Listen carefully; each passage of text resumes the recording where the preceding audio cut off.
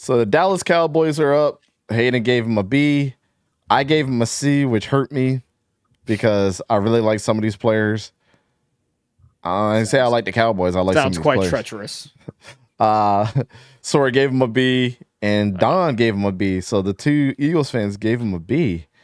Their draft went as such. Tyler Guyton in the first round. Loved Tyler Guyton. Great pick. It's excuse me. Raw talent, raw tackle. I mean, we've seen him at the Senior Bowl from the little film that we saw.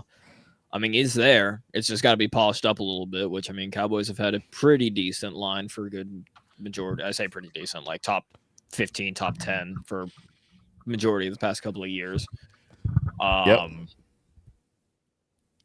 If there were ever a team for O-line, I mean, there's a couple of them. I mean, obviously Philly comes to mind, but Cowboys as well that are pretty good at molding O-linemen. Green Bay. Marshawn Kneeland. That one was interesting. Yeah, I don't. To be determined. That one was interesting.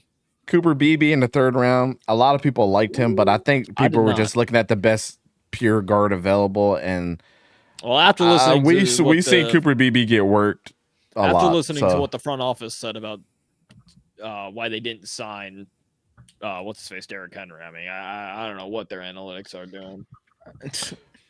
Maurice Lufau, I like that pick. I just think he would value could have been better in the fourth round. Kalen Carson, a lot of people are very high on this kid, and when we do the Malik Mustafa film breakdown, we'll see what that's about because he was highly requested from a lot of people too. I just look at the school. You know, Wake Forest is not known for a lot, but that's really weak analysis. I know. I'm just saying. We saw Malik Mustafa firsthand in practice, and he is a very physical, dominating safety. Mm-hmm. Ryan Flournoy, Southeast Missouri State. Right. This was honestly this guy. Again, we also saw at the Senior Bowl. He was very up and down. There was no consistency there. Which, I mean, first day was great. First day second was great. and third Second day was Third day was a bit better than the second. I think a lot of people were giving him a little bit of hype because of his first day and how physically dominating that he can be. Yeah. Just kind of like Dylan Lobby. Like those two guys going to getting a Senior Bowl invites was so important for them to get drafted here. I mean, it's a good pick because wide receiver is kind of because outside of CeeDee Lamb, and now that you've lost Michael Gallup, you really have nobody else. So I understand it with depth, but again, it's just going to be the CeeDee Lamb show. Yeah.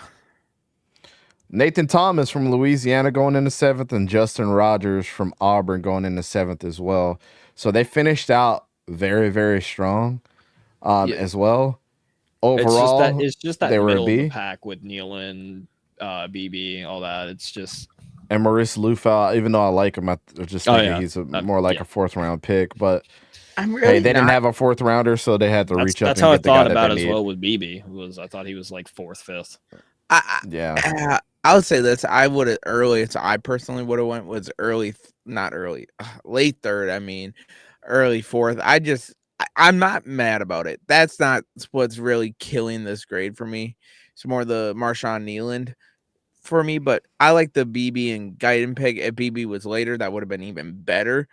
Because you fix up 2 big needs on your offensive line. You just lost your tackle to the Jets. Interior, you could use help. You lost your starting center to the Commanders as well, and Tyler Biadasz. Yeah, edge was not a huge need for them. I feel like every year they draft an edge. Well, in the 2nd round, if you really wanted to go running back, you could have went there. You really could have, and that was one of your needs, and you missed out. I'm willing to bet they had the Zeke deal before the draft ready, so that's why it has to be. You know who I think they should have picked in the 1st round? Who? Jackson Powers Johnson. That would have been perfect. That's where a lot of people had him going early on. I remember that. I wouldn't have been mad if they went center in one of these picks. Not even Powers Johnson. Because you Well, needed Well, if you had to redo it, how would you do it? I mean, I'd say JPJ in the first round, second round, pick up a running back, third round, pick up your wide receiver there, and then however you want to finish. Like, those would have hit bam, bam, bam, three of their needs out the way. Three of their major needs out the way, too. Or if you go Tyler Guyton still in the first round, because tackle was a pretty big need they needed. You go receiver in the second. You could have gotten a guy like Roman Wilson there. You could have gotten Jermaine Burton there as well. You go one of them.